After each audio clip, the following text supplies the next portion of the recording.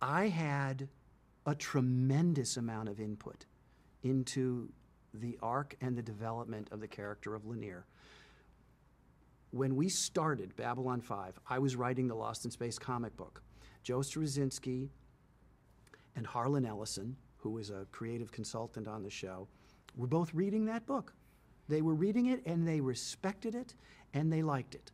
I had a television series called Space Cases in development already. Like it wasn't, we hadn't shot the pilot, but it was a done in development deal at Nickelodeon. So I was on their I was in their club. I created a television show. I had written television shows. I was writing a science fiction comic book, and I was a producer on a show. So I got their kind of camaraderie and respect as I'm on that team. And of course, I'm also working for them as a chess piece on the other side of that table. It was an interesting place for me to be, because as an actor, I'm their chess piece. They move me around as they want. It's not my place to say anything more than Joe Straczynski's brilliant scripts. He didn't need any help from me. He is a great writer, But he came to me, I went to Joe very early on after a couple episodes, and I suggested some major arc changes or growth for my character, for Lennier. I said, you have to be into the show, but I said, you know, besides the fact that he's really loyal to Delenn and would take a bullet for her and he's very respectful of her, I think he's truly, deeply in love with her. He's in love with this woman. He can't do anything about it. It's unrequited love, but he's in love with her. And Straczynski said to me, let me think about that.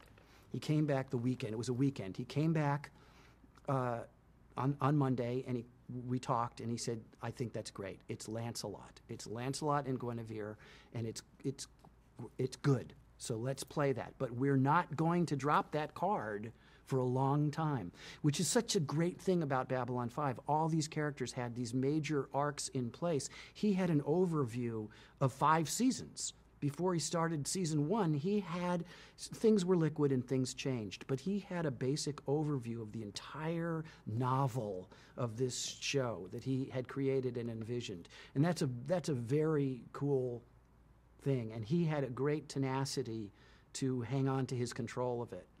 And I respect that very much. And I was grateful that I had that input, because really the whole thrust of Lennier's arc is this unrequited love that leads him to go into this dark side, et cetera, et cetera.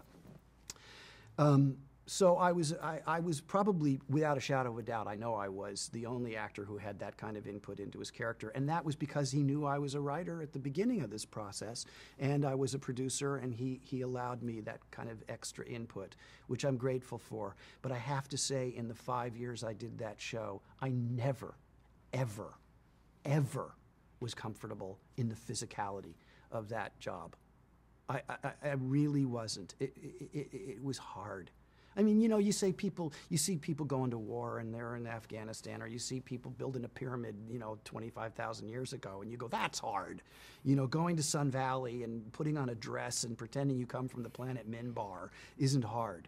But for me, for this guy, it was hard. I got to tell you, it was really, really hard. And I'm glad I stuck it out. I think it will stand the test of time as a really quality science fiction project with a beginning, middle, and an end. And I'm friends with a lot of those people that I worked with in those days to this day. But I wouldn't want to do it again.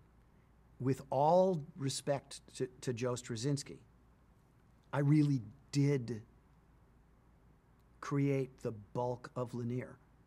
I didn't create who he is and where he comes from and the backstory, but I created where he was going. And I felt a real allegiance to he was a wonderful character. He was a wonderful character for an actor to play, because so much of what he did was quiet. So much of what he did was just in his eyes. But it was internalized. It really was internalized. Just talking about it, I feel the pain of his unrequited love. I really do. I know that sounds silly, but right now I'm connected to that guy. And he was a soulful guy. And he was a formidable guy. He could be a real warrior. He was a great character to play, and I respected him and I wanted to honor him, and I wanted to see him through his story. I was very unhappy with the way his story ended, and I think that was a personal thing, a little jab at me, because I just think it was. But that's okay. It's still an interesting way to end the character.